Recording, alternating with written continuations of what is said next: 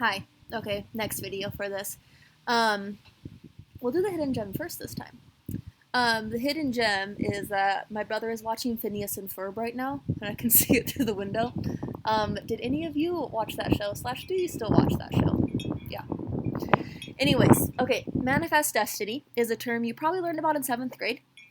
It has a definition on the slide. The definition says that the U.S. was clearly destined by God to go all the way to the Pacific Ocean. So, people were very religious during this time. Most people in the U.S. were Christian, and they believed that God wanted the United States to go all the way from the East Coast way out to the West Coast. And they believed that it was God's vision for the U.S. to expand all that way, and so that they needed to fulfill that vision. So all of the land in the west was currently owned by Mexico. England owned a tiny bit of it, and I think France had a little bit of it too. So with the idea of manifest destiny, the Americans were like, well, God wants us to go all the way out west, so we need to go get that land. Okay? And they're like, no matter what it takes, if God wants us to do this, we need to go out west. Okay? So that's what manifest destiny means. It means that the US is destined, or it's in their future, to expand from East Coast all the way out to the West Coast, to the Pacific Ocean. Um, and so, kind of some effects that happened after that is one thing's called the Oregon Trail. Probably heard of that before. Probably played that game, or maybe heard of that computer game.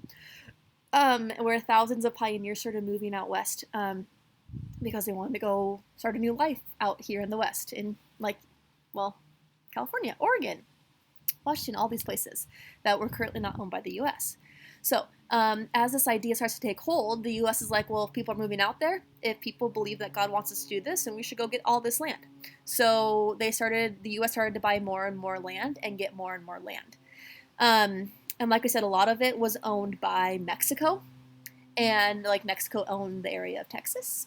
Mexico owned California, Utah, Nevada, Arizona, New Mexico, owned all that land. And so next week you're going to learn about the Mexican-American War, because we ended up fighting a war to get that land. And so all these people started moving out west. So you can see on the slide that 50,000 pioneers moved to Oregon just in a time span of 20 years. It's a lot of people. Okay. And then eventually the gold rush. So we'll learn about that next week as well. So this week you're finishing up with the Manifest Destiny. You're going to do an assignment on that painting. And then next week we'll learn more about the Mexican-American War and the gold rush. Okay, bye.